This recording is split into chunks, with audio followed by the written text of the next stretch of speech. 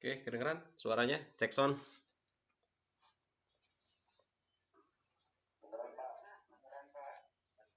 Oke. Oke, sambil menunggu yang lain ya. Ini kelas ini ada 38 ya, 38 mahasiswa. 35, 3 lagi. Sambil menunggu yang lain lah kita mulai aja. Baik, Assalamualaikum warahmatullahi wabarakatuh.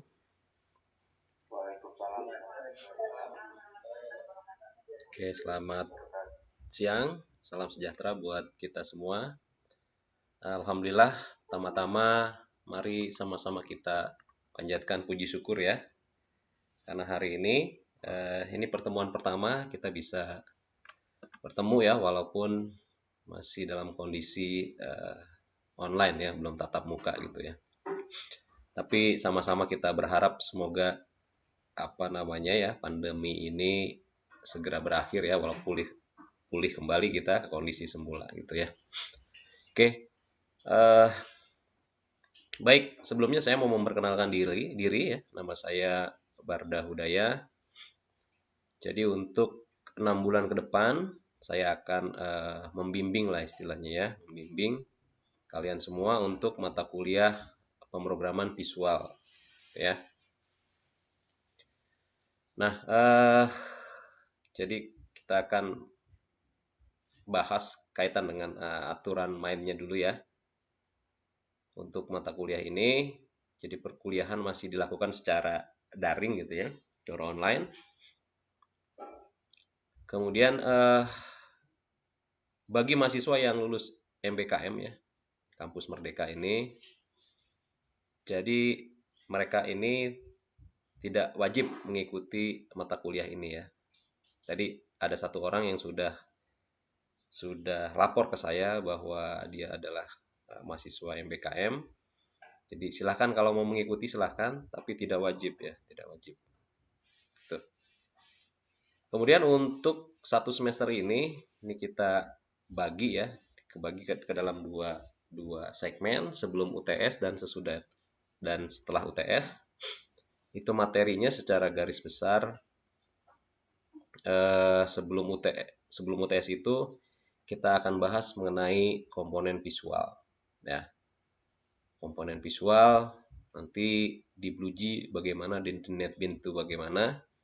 Tapi untuk di Blueji ini mungkin hanya pengantar saja ya, pengantar saja bagaimana sebuah komponen itu dibentuk dari barisan sintak atau kode gitu. Sedangkan di NetBeans ini karena dia sudah GUI, jadi kita bisa langsung drag ya, tarik komponen yang mau kita inginkan, kita masukkan ke dalam istilahnya frame gitu ya. Itu komponen visual, kemudian materi berikutnya sebelum UTS adalah layout, event, koneksi database. Ya, koneksi database ini kita baru menggunakan satu buah tabel ya, satu buah tabel. Nah, habis itu UTS. Nah, setelah UTS ini kita akan bahas lagi mengenai lanjutan dari koneksi database. Jadi kita akan buat beberapa tabel nanti, beberapa tabel. Kemudian ada materi membuat menu dan report ya. Kemudian terakhir adalah UAS. Nah, UAS gitu ya. Nah, untuk mata kuliah pemrograman visual, jadi nilai UAS ini itu diambil dari pembuatan project gitu ya, atau pembuatan aplikasi yang mana nanti akan saya jelaskan secara detail gitu ya, kaitan dengan nilai UAS yang diambil dari project. Tuh. Kemudian untuk penilaian, nah penilaian nanti kita akan mengerjakan tugas atau kuis, dan kehadiran ini bobotnya nanti 20%. Ya. 20%. Jadi kalau ya kalian hadir ya kan, kalian hadir full gitu ya, plus mengirimkan tugas melalui email nanti atau mengerjakan kuis, mengikuti kuis, itu bobotnya adalah 20%. Kemudian penilaian yang berikutnya tuh diambil dari nilai UTS atau praktikum ya. itu bobotnya 30%. Kemudian nilai UAS atau project itu bobotnya 50%. Jadi total 100% ya penilaian. Tuh. Kemudian rencana pelaksanaan ujian ini, UTS ini jika kondisinya nanti masih online daring, mungkin teknisnya sama saja dengan ujian mata kuliah yang lain gitu ya. Tuh. Kemudian untuk UAS, nah ini untuk UAS ini nanti karena diambil dari pengerjaan project ya, project aplikasi yang nanti dikerjakan secara berkelompok ya, secara berkelompok. Kemudian penentuan kelompok visualnya itu berdasarkan mata kuliah ANSIS ya. Ini nanti saya jelaskan secara detail di paparan berikutnya. Bentar. Oke. Nah, kemudian pengajuan judul project ya, judul project yang pengganti UAS ini nanti dimulai minggu ketiga dan minggu kelima. Nah, mungkin nanti ketua kelasnya udah harus ini setelah materi hari ini mungkin silahkan berkoordinasi aja untuk pembagian tugas kelompok ya. Pembagian kelompok untuk pengerjaan proyek aplikasi ini. Nanti kalau jumlah mahasiswa kelas C ini ada 38, berarti itu kurang lebih ada, kalau satu kelompok 7 orang ya, satu kelompok 7 orang berarti ada 38 bagi 7, 5 kelompok. Kemudian ada 3 orang yang 3 kelompok yang isinya 8 orang gitu ya. Nah, kemudian akhir minggu kelima daftar kelompoknya itu sudah dikumpulkan ya. Sudah dikumpulkan beserta judulnya ya, beserta judul. Jadi mulai dari sekarang setelah perkuliahan kita hari ini, silahkan tentukan kelompok dan mulai dicari deh, mulai dicari-cari judulnya apa. Nah, tapi yang perlu diperhatikan judulnya itu yang kelompok ini, judul kelompok apa namanya, harus sesuai dengan mata kuliah ANSIS. Kelompoknya juga harus sesuai ya. Jadi judul pemrograman visual dengan mata kuliah ANSIS ini nanti sama judulnya gitu ya. Itu jadi secara garis besar ini ya, materi kita secara garis besar kurang lebih ada 1, 2, 3, 4, ada 7 bahasan ya, ada 7 bahasan. Kemudian ini aturan mainnya, tugas kuis kehadiran 20, UTS 30, UAS 50%. Tuh, itu aja yang nanti mesti diperhatikan. Nah, mungkin ini detailnya untuk project pemrograman visual ini ya. Nah, project ini sebagai pengganti nilai UAS gitu ya. Nanti kita tidak ada ujian UAS, ujian tertulis UAS, tapi nilainya diambil dari pengerjaan aplikasi ini. Pengerjaan project. Nah, dikerjakan secara berkelompok. Ya, dikerjakan secara berkelompok. Itu satu kelompok 7 atau 8 orang. Nah, tadi seperti yang kita ketahui kalau jumlahnya di sini ada 38 kelas dikurangi dengan yang mahasiswa MBKM, berarti ada 5 kelompok di kelas ini ya. 5 kelompok, ada yang 7, ada yang 8 orang. Gak apa-apa, nanti diatur saja. Kemudian project ini nanti akan dilanjutkan untuk KKP ya. Untuk KKP, kuliah kerja praktek kalian nanti ya. Kemudian judulnya juga harus koordinasi dengan mata kuliah ANSIS. Ini harus sama. Tuh. Penentuan kelompoknya itu berdasarkan kelompok ANSIS. Jadi kelompok ANSIS sama dengan kelompok pemrograman visual. Gitu ya. Satu kelompoknya itu 7 atau 8 mahasiswa. Silahkan diatur aja lagi ya. Masih ada yang masuk. Oke, judul projectnya itu sama dengan judul ANSIS. Jadi nanti usahakan koordinasi dengan saya dan dosen mata kuliah ANSIS. Pengajuan judul mulai minggu ketiga sampai minggu ke-5 ya. Jadi silahkan dari sekarang coba-coba dicari kira-kira mau ambil judul apa gitu. Nah, ketentuan proyeknya, jadi di dalam pembuatan aplikasi ini ya, nanti kita gunakan editornya NetBeans, itu terkoneksi dengan database, nanti minimal itu ada form login, ya, form login, ada form menu, dan ada 7 form, 7 form master dan transaksi ya. 7, 8, 9, minimal nanti ada 9 form gitu ya. Kemudian minimal juga ada 5 buah report. 5 buah report ya, laporan ada 5. Nah, ini ada contoh ini ada judul pembuatan aplikasi atau project perancangan sistem informasi manajemen rumah sakit XYJ gitu ya.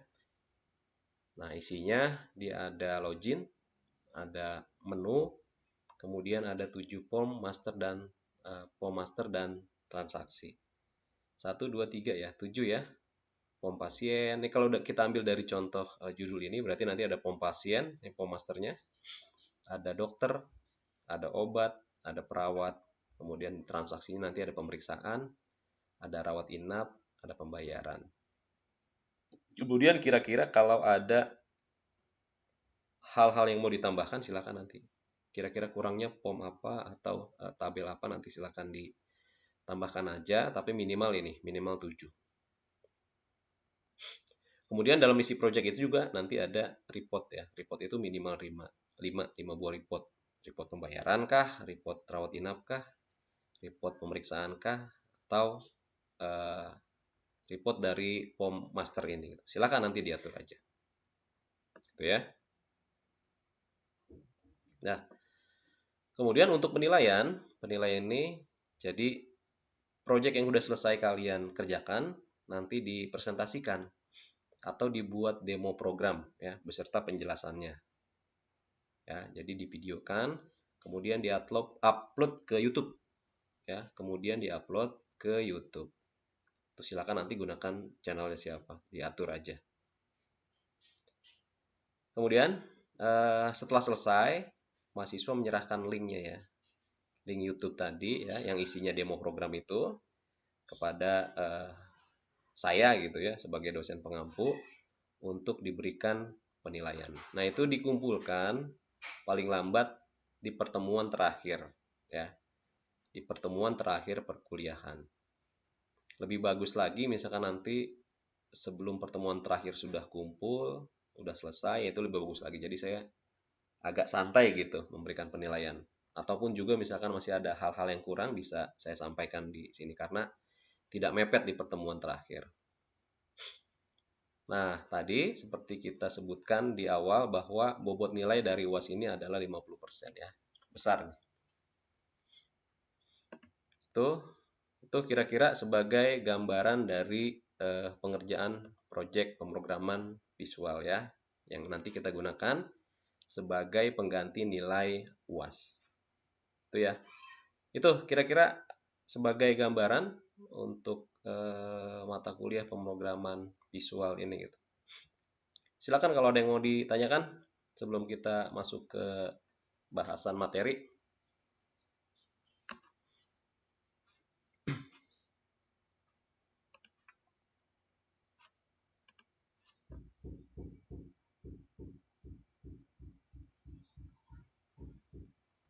Tidak ada ya. Kalau tidak ada ataupun kalau nanti masih ada yang kelupaan mau ditanyakan silakan kita gunakan grup WA saja. Kita kan sudah ada grup WA, itu bisa digunakan sebagai media sharing informasi lah untuk bertanya dan lain-lain gitu. Bentar.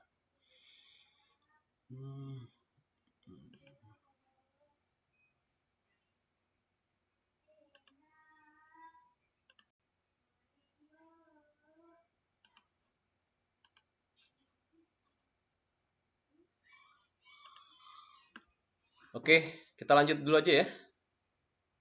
Jadi ini kira-kira rencana pembelajaran semester atau RPS ya. Jadi mata kuliah pemrograman visual ini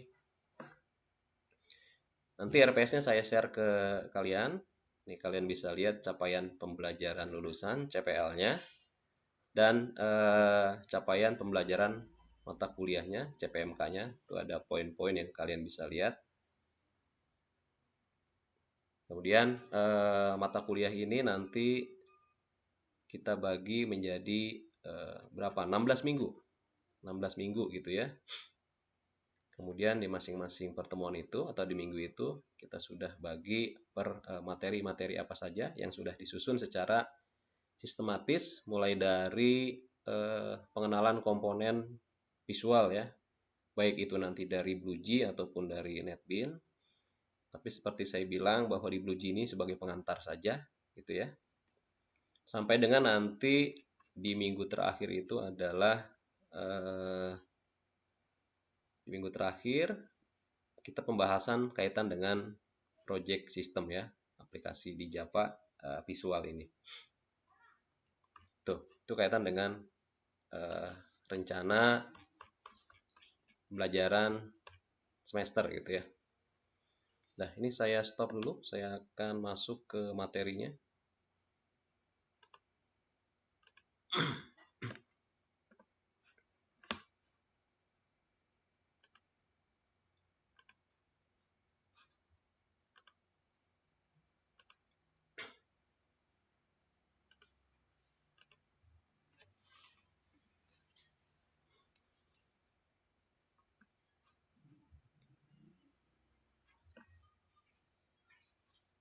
Oke, materi pertama itu kaitan dengan pengenalan komponen visual, gitu ya. Nah, jadi di mata kuliah ini paling tidak kalian sudah paham ya konsep dasar pemrograman Java, nah, kemudian konsep dasar pemrograman basis data.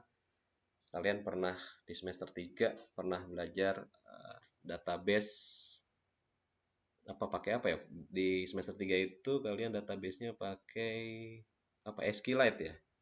Tapi secara garis besar query-nya tidak terlalu beda gitu. Ya. SQLite ya.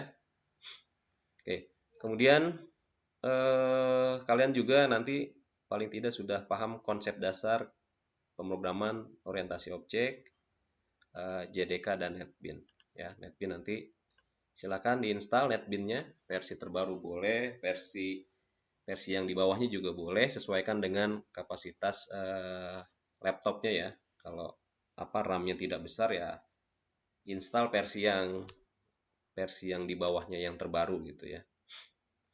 Kemudian jangan lupa juga install SAM-nya. SAM-nya ini kita ambil nanti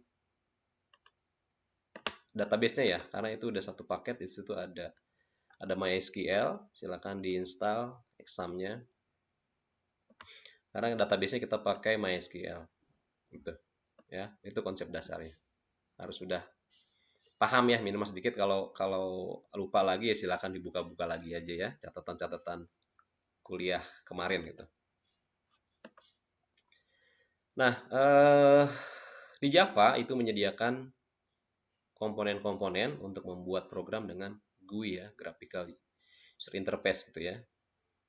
Nah, salah satu mekanisme untuk mengimplementasikannya adalah dengan menggunakan ini nih, paket Java X-Swing gitu ya. Nanti diimport dulu. Kalau kita latihan pakai BlueG, nanti ini wajib diimport nih, Java X-Swing-nya. Ya, komponen GUI. Oke, lanjut dulu. Nah,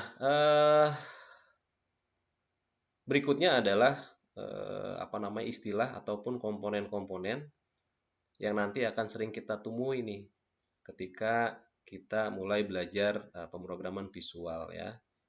Yang pertama adalah JFrame ya. JFrame ini adalah komponen dasar yang fungsinya untuk menampung komponen-komponen lain ya. Dia wadahnya lah nanti ya. Kalau kita mau bikin label dan semacamnya kita tampung di dalam JFrame ini ya. Frame. Ini dipahami dulu, ditelan dulu aja. Nanti hari ini di ujung materi ini saya coba praktekkan praktekkan gimana membuat frame dan komponen-komponen lain ya. JFrame. Kemudian ada JLabel ya. Label ini adalah komponen yang digunakan untuk membuat tulisan atau gambar pada frame sebagai informasi untuk pengguna program, untuk user gitu ya. Contohnya kita mau bikin label nama gitu ya. Label. Nanti jika bisa juga kita memasukkan gambar menggunakan label ini. Itu label ya. Kemudian komponen berikut juga yang akan sering kita pakai adalah text fill ya. Text fill ini adalah komponen yang digunakan untuk memasukkan sebaris ya. Sebaris string ya. Nah, nanti inputan ini baris string ini kita gunakan sebagai input untuk proses selanjutnya ya. Akan disimpan dalam database melalui text fill ini. Kemudian komponen berikutnya adalah JButton. JButton ini adalah komponen yang berbentuk tombol ya, berbentuk tombol. Komponen ini biasanya banyak digunakan sebagai eksekusi terhadap tindakan yang diinginkan. Jadi nanti kalau contohnya di sebuah form itu ada tombol simpan, tombol ubah ya, tombol hapus dan lain-lain gitu ya. Bentuknya seperti ini. Nanti kita coba latihan. Selanjutnya adalah komponen radio button ya. Radio button ini komponen yang digunakan ketika user ya perlu memilih satu di antara beberapa pilihan. Ya. Satu di antara beberapa pilihan. Biasanya kalau radio button ini kita gunakan untuk memilih misalkan jenis kelamin gitu ya. Laki, perempuan ya. Itu kan cuma bisa dipilih salah satu dari dua pilihan. Itu bentuknya seperti apa nanti kita coba juga. Kemudian ada lagi yang namanya combo box ya. Combo box ini juga sama ya, komponen digunakan untuk memilih satu ya. Satu di antara sekian banyak pilihan ya. Jadi dia nanti bentuknya semacam text fill. Kita bisa pilih karena ada tanda panah ini ya, dari tanda panah ke bawah. Pilihannya ini. Kalau yang sering kita lihat untuk memilih ini ya, inputan agama misalkan ya, kita bisa gunakan combo box gitu ya. Nanti kita coba juga. Kemudian komponen yang berikutnya adalah text area. Ya. Text area ini mirip dengan text fill ya. Kalau text fill tadi cuma mampu menampung satu baris ya. Tapi kalau text area ini jadi bisa menampung lebih dari satu baris. Biasanya kita pakai ini untuk inputan keterangan, deskripsi, catatan gitu ya. Kita pakai text area. Lanjut dulu, komponen yang berikutnya adalah checkbox. Checkbox adalah komponen yang digunakan ketika user memerlukan komponen melakukan satu atau banyak pilihan sekaligus. Nah, jadi di checkbox ini kita bisa memilih lebih dari satu ya. 1, 2, 3. Nah, biasanya untuk memilih menginputkan hobi ya misalkan ya, hobi A, B, C, D kan satu orang itu bisa mempunyai hobi lebih dari satu. Nah, di checkbox ini kita bisa gunakan. Kemudian komponen yang berikutnya adalah tabel ya. Biasanya kalau sudah berhubungan dengan database, nanti komponen ini bisa kita pakai ya. Ya, fungsinya untuk menampilkan data dalam bentuk tabel ya. Yang terakhir ya, tapi masih banyak.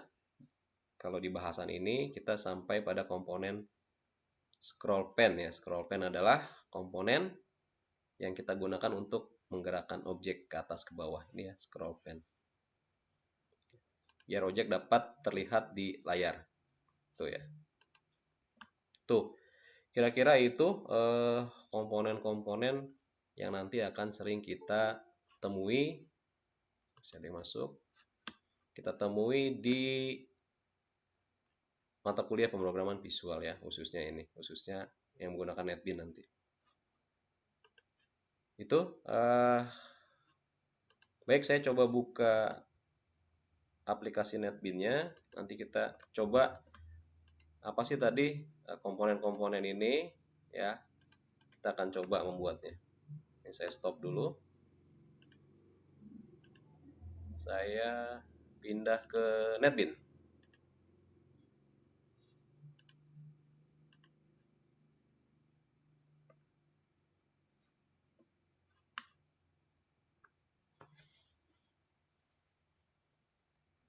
Oke. Ini projectnya tadi saya sudah buat di pertemuan kelas sebelumnya. Kita akan buat sebuah form. Klik kanan new J frame form gitu ya. Latihan komponen aja lah. Finish. Ya. Nih ketika kita mengcreate sebuah form sebuah frame. Nah, ini dia, kita akan ditampilkan satu buah jendela kosong nih ya, jendela kosong. Nah, tadi fungsinya untuk menampung komponen-komponen ya. Komponen-komponennya kalian bisa lihat sebelah kanan ini ada palet, ada swing container, ada swing control ya. Karena tadi Java X-Swing ya yang mesti kita import. Nih. Yang pertama JFrame ini ya, bentuknya ya. JFrame itu adalah komponen yang bisa kita gunakan sebagai wadah untuk menampung komponen-komponen lain. Contohnya yang pertama ini ada label, JLabel tadi ya. JLabel, caranya gampang, kalian tinggal tarik aja kalau di NetBeans. Tapi kalau di BlueZ, nah nanti ini adalah baris perintah ya, baris perintah sehingga keluar label ini. Tuh, ditarik, didrag, geser ke dalam frame ya. Ini namanya label. Tarik aja, gampang kan? Ini saya mau kasih contoh, misalkan kita mau membuat data mahasiswa aja deh. Ya, ini label. Masing-masing komponen ini punya properties ya. Kita bisa ubah ukuran hurufnya, jenis hurufnya gitu ya, warnanya.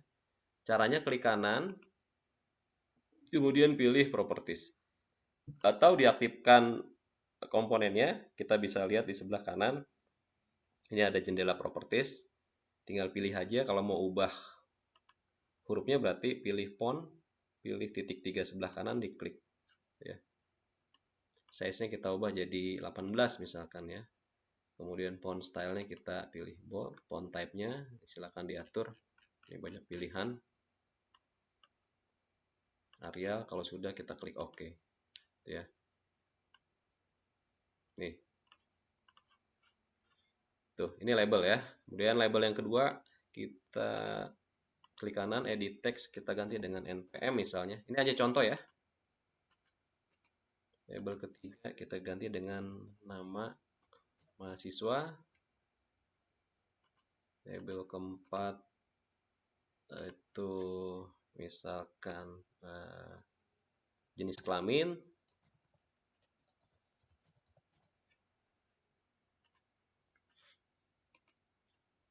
Label kelima kita kasih label agama misalnya, agama.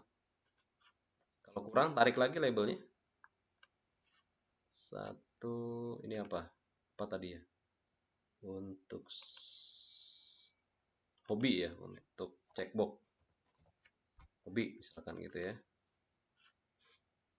Kemudian untuk teks area misalkan ya, ini berarti apa ya, catatan kali ya. Ini contoh aja ya, contoh aja. Nanti sesuaikan dengan kebutuhan.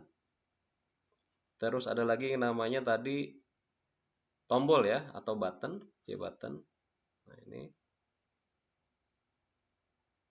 satu, dua, tiga. Ini misalkan tombol simpan, ini tombol hapus, ini tombol ubah,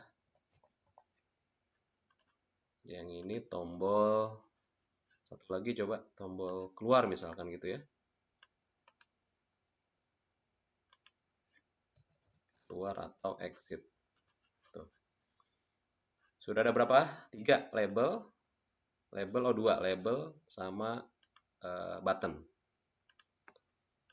Oke, kemudian tadi ada yang namanya text field. Sini kita lihat sebelah kanan ada text field, cari. Nah ini ditarik ya, gunanya untuk menginput sebaris string ya. Tuh, disesuaikan lebarnya, misalkan gini. Klik kanan edit text, dihapus saja. Nama mahasiswa kita bisa gunakan text field juga untuk menampung inputannya.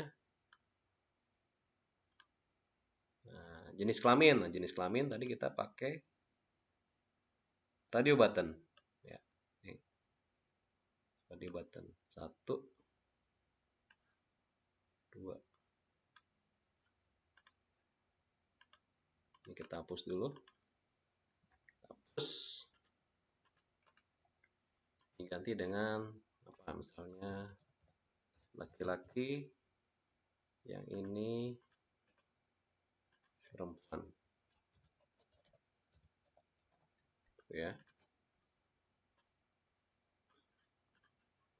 Dah ya. 1, 2, 3, 4, 5. Sudah ada 5 komponen yang kita coba. Ya.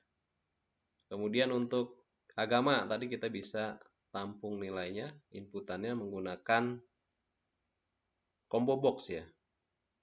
Nah ini combo box. Kita masukkan sini, tarik. Lebarnya disesuaikan saja.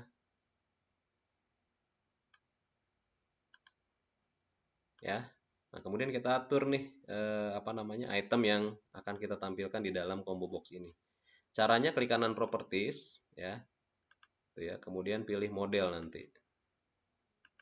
Secara default dia menyiapkan 4 nih. Item 1 2 3 4. Kita ganti aja. Pilih agama misalnya. Ya. Bawahnya misalkan Islam, Kristen. Ini contoh aja ya. Katolik, Hindu, Buddha gitu ya. Apalagi nanti silakan sesuaikan saja. Sudah ada. Nanti kita bisa lihat hasilnya sebentar. Kemudian untuk label hobi, inputannya kita bisa tampung tadi apa dengan checkbox. Checkbox ada di mana nih sebentar? Oh ini. Tarik aja. Tuh. Sesuai kebutuhan.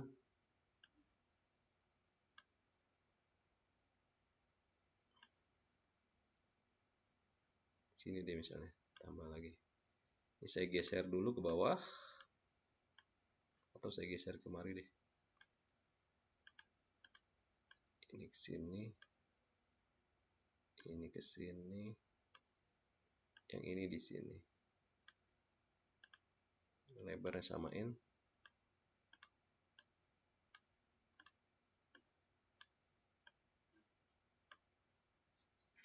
Ini saya kecilin dulu RAM-nya. Nggak mau. Biarin dulu ya. Catatannya saya geser ke bawah karena kita mau masukkan checkbox untuk hobi lebih dari 1. Edit text, misalnya hobinya main musik atau hobinya olahraga. Ini misalnya membaca gitu ya. Kemudian ini hobinya traveling. Tuh, sesuaikan aja. Sudah jadi. Terakhir tadi ada text area untuk menampung beberapa baris.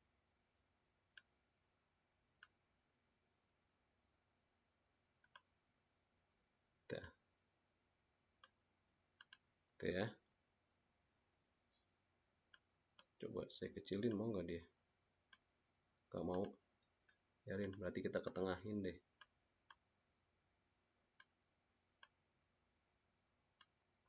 Itu ya. Nih, satu lagi apa tadi? Contohnya misalkan tabel tadi ya. Nah, tabel ini nanti kalau sudah berhubungan sama database. Tabel mana tabel? Oh, ini.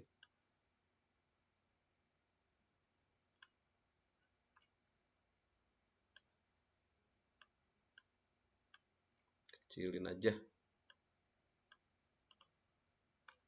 Biar bagus, mungkin dikasih apa? Separator.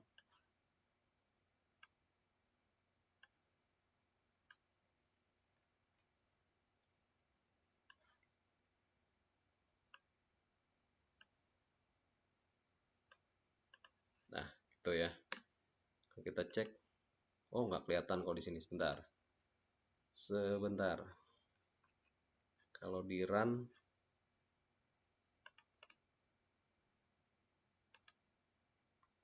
file.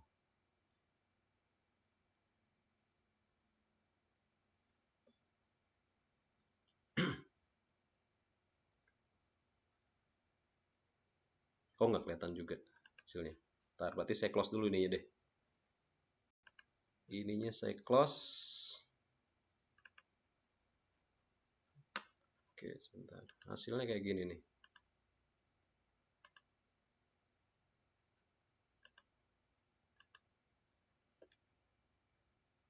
Susah ya kalau ini nih, nggak kelihatan.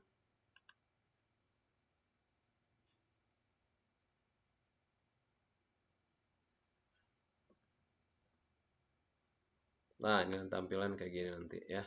Tampilan kayak gini. Kok ini tombol ya? Sebentar. Ini harusnya kan radio button tadi. Salah. Bentar ya. Ya, kayak gitu tadi tampilannya ya.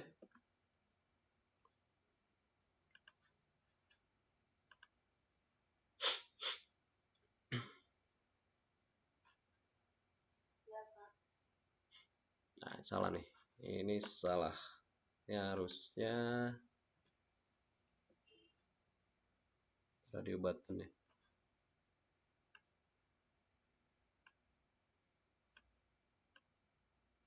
Sorry.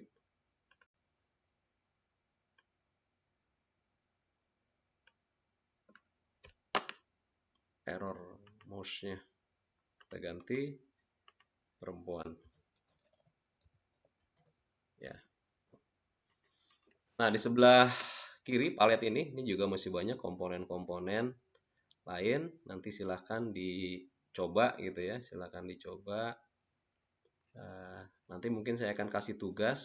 Ini buat ini aja. Tugas buat latihan mendesain ini. Nanti saya akan kirimkan itunya, rincian tugasnya. Oke, sampai sini ada yang mau ditanyakan nggak kaitan dengan pengenalan komponen visual di NetBeans? Tapi masih nyambung ya, masih masih mudah lah. Atau mungkin sudah ada yang pernah membuat aplikasi dengan NetBeans ya. Nah, kalau sudah ada mungkin nanti kita bisa sharing aja, sharing ke teman-temannya juga yang lain yang baru pernah menggunakan NetBeans. Ada media ada media grup, ada grup WhatsApp, itu kita bisa gunakan buat sharing knowledge lah ya. Itu kira-kira sebagai pengantar pada pertemuan hari ini, pertemuan pertama kaitan dengan pengenalan komponen visual. Kalau ada yang mau ditanyakan, silakan sambil diskusi aja ya, sambil diskusi. Atau mau nanya kaitan dengan tadi project juga silakan. Oh, saya belum kenalan dulu nih sama teman-teman. Sudah ada 40 yang bergabung. Kita absen dari paling atas siapa nih?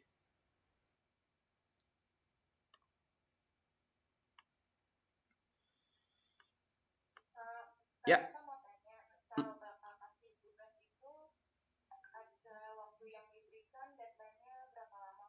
Satu kali 24 jam aja.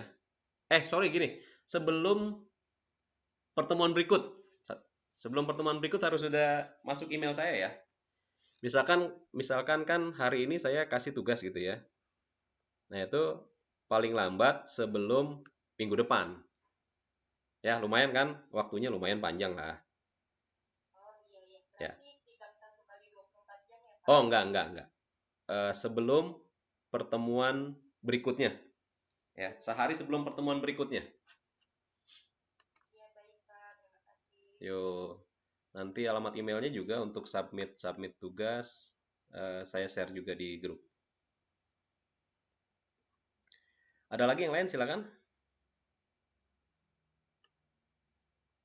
Mata kuliah ANSYS udah masuk, udah pertemuan pertama udah ketemu, belum?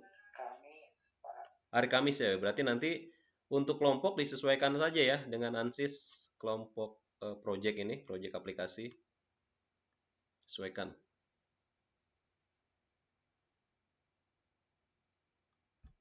Ada lagi silakan. Kalau tidak ada, mungkin saya cukupkan di sesi Meet Google Meet ini.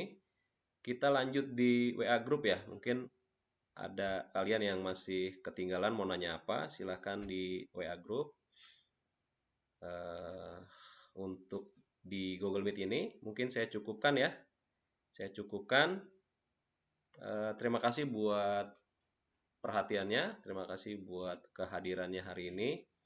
Tetap semangat. Jangan lupa jaga terus kesehatan. Saya mohon maaf jika banyak kekurangan dalam hal penyampaian atau terlalu cepat, terlalu lambat, terlalu kurang dimengerti. Nanti silakan komentar di ini aja di WA Group. Saya akhiri. Assalamualaikum warahmatullahi wabarakatuh. Yuk, sama-sama. Makasih ya.